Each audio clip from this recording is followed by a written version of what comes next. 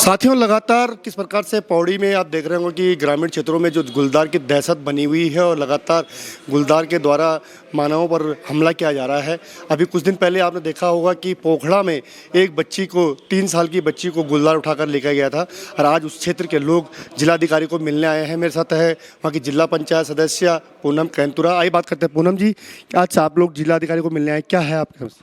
जी बिल्कुल, एक बहुत बड़ी घटना, बहुत ही बड़ी घटना मैं ऐसे बोलूँगी कि जो पोखड़ा विकासखंड श्रीकोट गांव में हुई है और हमारी 4 साल की बच्ची को गुलदार ने अपना निवाला बनाया। रात्रि 8 साढ़े 8 बजे की ये घटना थी और जिससे पूरे क्षेत्र में दहशत का माहौल है, क्योंकि अपने आप में ये बहुत बड़ी घटनाएं हैं। और आज मैं बोल रही हूँ कि एक पोखड़ा एकेश्वर चौबट्टे खाली नहीं, पूरे पर्वतीय क्षेत्र में इन जंगली जानवरों का, गुलदारों का इतना आतंक हो चुका है कि जिससे सभी लोग भयभीत हैं।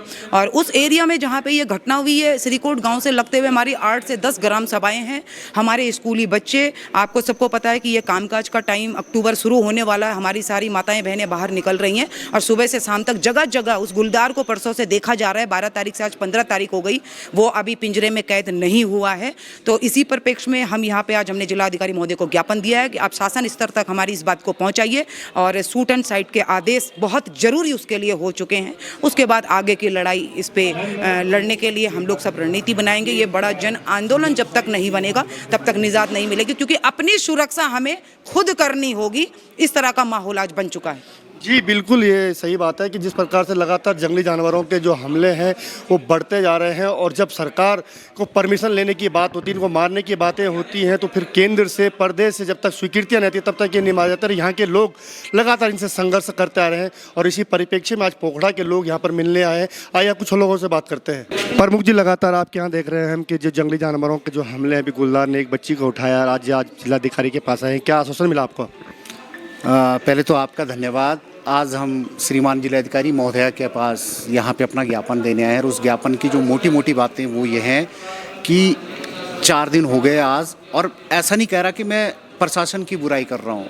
मैडम का, माननीय जिलाधिकारी महोदय का उस दिन से हमें लगातार सहयोग मिला। मैं ये नहीं कह रहा कि जो वन विभाग की टीम है, डीएफओ साहब हैं, रेंजर साहब हैं, सब ने उसी दिन स्पॉट पे और रात 10 बजे पहुँच गए थे। हम सभी लोग थे और शायद मैं प्रशासन की, माननीय जिलाधिकारी महोदय की ये भी प्रशंसा करना चाहूँगा कि उत्तराखंड का ये पहला मामला होगा कि पोस्टमार्टम सुबह 3 बजे उसी दिन वहाँ पे हो गया था। अब रही दूसरी बात जो आप कह रहे हैं, हमारी मांग अब शासन से, प्रदेश सरकार से ये है कि जैसे ही वन विभाग की नियमावली में है कि 5-6 दिन के अंतर्गत सूट के आदेश होते हैं उसको, उस गुलदार को मारने के, तो मैं मांग करूँगा, तो मेरी मांग रहेगी कि पहले तो पूरे पर्वतीय क्षेत्र को जीरो गुलदार क्षेत्र घोषित किया जाए और यहाँ पे यदि कठिनाई हो रही तो कम से कम हमारी जो चौबट्टा खाल विधानसभा है उसको जीरो गुलदार क्षेत्र घोषित किया जाए। आज गुलदार की बात नहीं है, बंदर हैं, रीछ है, सुअर है, सबका आतंक मचा हुआ है। क्या आपको नहीं लगता कि ये हमारी पहाड़वासियों की नियति बन गई है कि जंगली जानवरों के बीच हमको रहना पड़ेगा?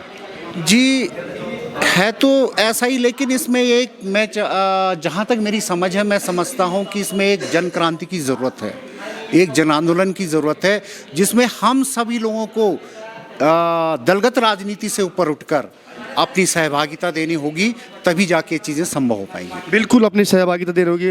मेरे साथ उसी गांव के क्षेत्र पंचायत सदस्य हैं जिस गांव से बालिका को गुलदार उठा करके ले गया है। क्या हालात है अभी वहाँ? सर, गांव में तो बहुत ही दहशत का माहौल चल रहा है। आसपास के गांव हैं, चोपड़ा, चरगाड़, सलाण, जलपाड़ी, किमगड़ी, गंवाणी, लोगों में बड़ा आक्रोश भी है।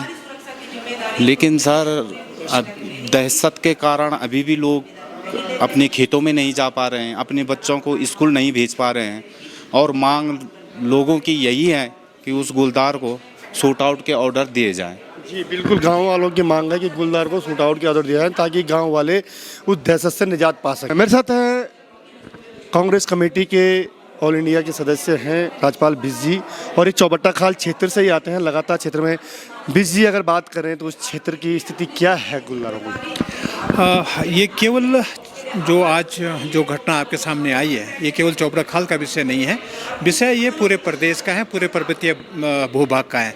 मेरा ये कहना है कि दिल्ली, देहरादून या लखनऊ में बैठकर जो आज तक पर्वतीय जीवन शैली के लिए वन्य संरक्षण कानून बने हैं, वो अब उस पर समीक्षा की ज़रूरत है। और ज़रूरत इस बात की है कि जो हमारे पहाड़ों से पलायन हो रहा है, आज तक पलायन रोजगार, शिक्षा और स्वास्थ्य के नाम पे होता था, अब पलायन वन्य जीव, जिसमें एक खूंखार वन्य जीव आपका गुलदार हैं, भालू हैं, इनके जो आतंक हैं, ये जो नरभक्षी बन चुके हैं, इसके कारण ज़्यादा कारण अब यहाँ पे पलायन का बन रहा है। तो मेरा शासन प्रशासन से भी, आज हमने डीएम साहिबा से भी इस बारे में मुलाकात की है, और अपना यह है कि जो इनकी संख्या बढ़ रही है, आज इनके रिकॉर्ड में 3000 हैं, 5000 हैं, मैं नहीं जानता कि क्या इनका ऑफिशियल रिकॉर्ड है। ये इनका ये कहना होता है कि भाई 3 वर्ग किलोमीटर पे एक गुलदार या एक बाघ की बात ये करते हैं। मेरा ये कहना है कि 1 किलोमीटर पे कम से कम 3 से 5 गुलदार इनके इस समय इन क्षेत्रों में रह रहे हैं, और वो केवल ग्रामीण क्षेत्र नहीं है।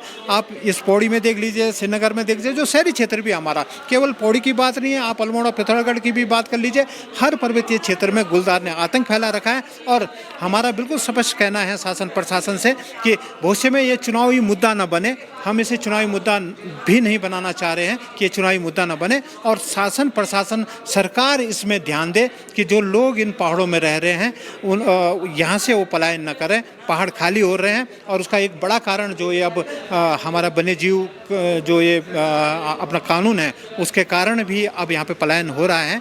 जी बिल्कुल, बहुत बड़ी बात राज्यपाल मिश्र जी ने कही है कि आज तक शिक्षा, स्वास्थ्य के लिए और रोजगार के लिए पलायन हुआ पहाड़ों से, लेकिन बहुत जल्द जिस प्रकार के हालात दिख रहे हैं, अब गुलदार, भालू, अन्य चीज़ों से, जंगली जानवरों के कारण लोग फिर पलायन करने को कहीं न मजबूर ना हो और ये पहाड़ कहीं वीरान ना हो जाएं।